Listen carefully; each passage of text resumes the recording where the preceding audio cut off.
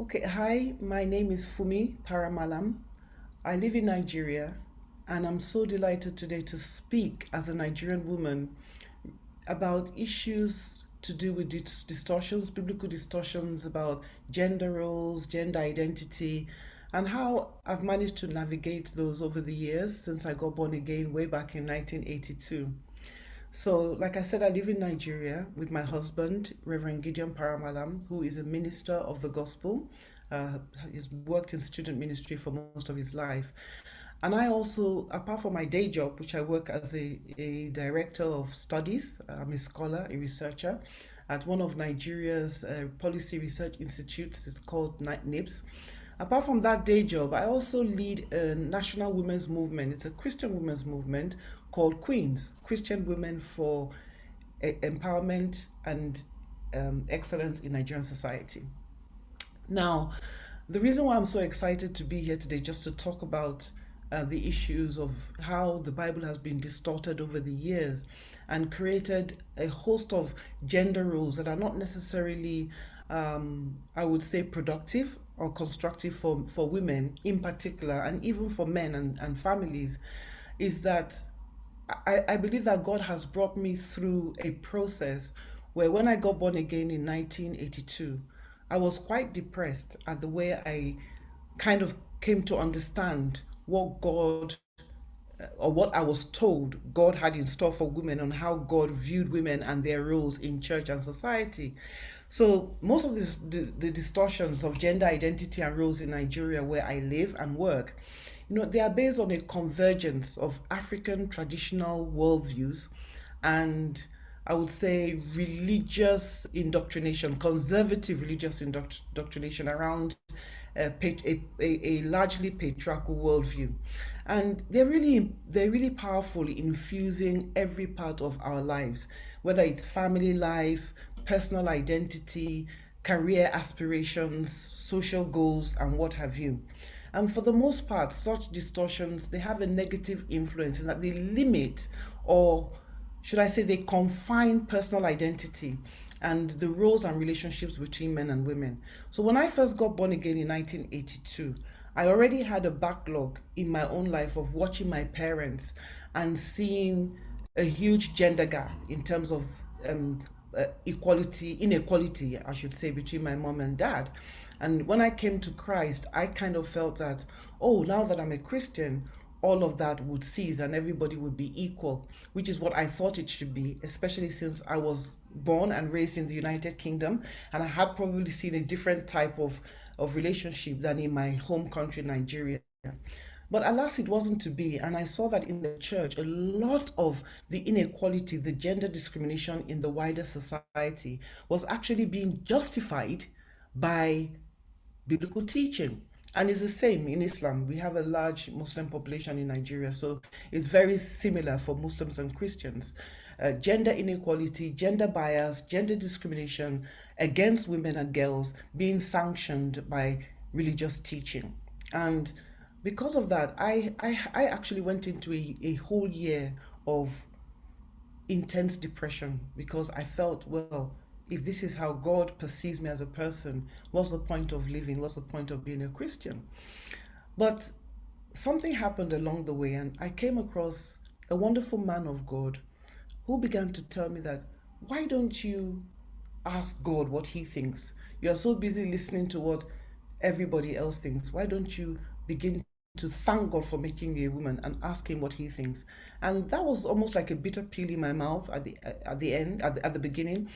But I later on thought about it and I just said, well, what can I lose? I was already very depressed. I was probably suicidal, but I felt, what could I lose by asking God? I was genuinely born again. I did love the Lord, and something deep inside me told me that this God that I love, who I encountered, is a faithful God who loves all, and I can't lose by asking him. So I just began a search, my own search, and started asking God, so why is there so much discrimination and inequality and bias against women and girls? And why does it seem that you, God, are the one, perpetrating it? Why is it that people that claim to love you are preaching and kind of supporting it? And that was a major step for me as a woman because I began to study the Bible for myself. I began to seek God and speak to God directly for myself. So it wasn't just now listening to what people were preaching from the pulpit, it was me engaging every single day with the Lord, searching the scriptures. In agony, oftentimes crying and weeping before God at the injustices that I saw around me, in my society. And gradually, God began to lead me and talk to me in my own personal Bible study space. And I remember one of the first passages that the Lord spoke to me through was when Mary and Mary sat at the feet of Jesus when he had come to visit, and Martha, her sister, was in the kitchen, doing the regular thing that a typical Nigerian woman would do, looking after visitors, cooking for visitors, running around, making sure everything was all right. And Jesus says to Mary, when she complains, she says to Martha, he says to Martha when she complains that her sister is right there and she should be helping her in the kitchen. And Jesus says, Martha, Martha, you are worried and troubled about many things, but Mary has chosen the better part, and it shall not be taken away from her. And that was a life changer for me because for the first time I saw that Jesus was countercultural when it comes to the issues of gender, and that Jesus actually expected women to be brave and to be bold and to reach for an alternative reality. I also remember in 1999 when I went to Wheaton College with my husband. My husband was studying at Wheaton College, and a wonderful woman called Kate gave me a book written by Catherine Bushnell, and that book was called God's Word to Women. And I began to read that book, written by an outstanding German theologian, and she was talking about the need for women to become students of the Bible, to understand the Bible in the original languages, to recognize some of the distortions brought about by translation, English translation. And I began to do that. And I began to see that, wow, did you ever know that the word Ezer, from the other word Ebenezer, meaning help, that was referred to Eve in Genesis chapter 2, was used to describe God many more times than it ever was any other human being. And that Ezer, meaning helper, often means that the stronger actually helps the weaker. Anyway, and that has really revolutionized my life and my journey with God and what I think is possible, what I think is doable, and what I think God has in store for women. And there are other women in my society. I remember a friend of mine, her name is Pastor Esther Ibanga. And several years ago, God called her to ministry. She was a very successful banker, and it came as a surprise to her that God was actually asking her to leave her job and start a church. And that was really unheard of, basically, back then. This was in the 1980s.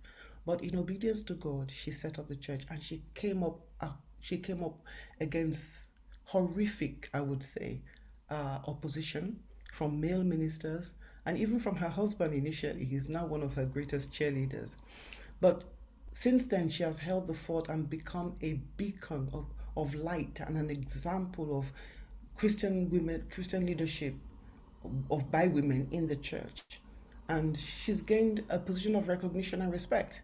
Some people still don't believe in her ministry, but the fact is she has gained that position of authority to speak, as a leader in the church. And she stands as an example for so many women and has been a rallying point for many of us.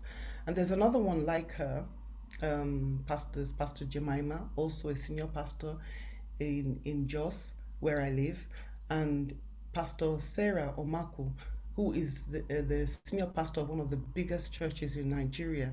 She originally founded this church with her husband.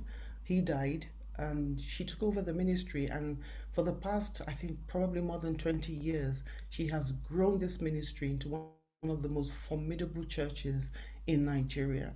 And the fact that both men and women come to her church, both men and women sanction her ministry, shows that Nigeria is coming a long way in change. And I think a lot of that change has come through a radical departure in some circles from those conservative images of what women could be, and modernization, globalization, different worldviews are coming in, and people are getting more and more open to the fact that women can be ministers.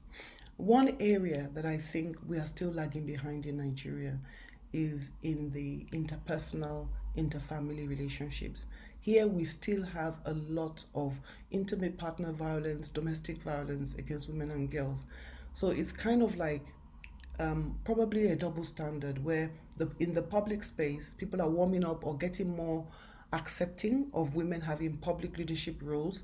However, in the home, women are still expected to take subordinate and sometimes even servile roles, and even to kind of be effacing, self-effacing, I should say, when it comes to their husbands. This is still an area that we are dealing with. And in Queens, the ministry that I lead, we have so many women who have come to us, cried out to us for help, because in their private lives, they are actually experiencing a lot of violence, discrimination, and all kinds of restrictions and limitations placed on them simply because the family space, the home space, is still regarded as a bastion of male privilege and power. And this is still a problem because it's helping us to socialize our children to a negative or a distorted image of gender identity and gender roles. And I think that this is where a lot of work still needs to be done. But even here, there is hope because we have some pastors, male pastors this time, who are beginning to speak out and stand up. People like my husband, people like Dr. Otive Ibuzo, who was named by Ban Ki-moon, the United Nations Secretary General, as a champion, a gender champion. We have men like that in the church who are beginning to speak out and say, uh, men and women are partners, equal partners in the kingdom of God. So for me, this is a wonderful opportunity to lend my voice and and tell my own story about how I think um, God is actively involved in helping us now to stand up, speak out for a truth that just needs to be told for our sakes, but also for the sake of the generations of women and girls, men and boys who are coming behind us.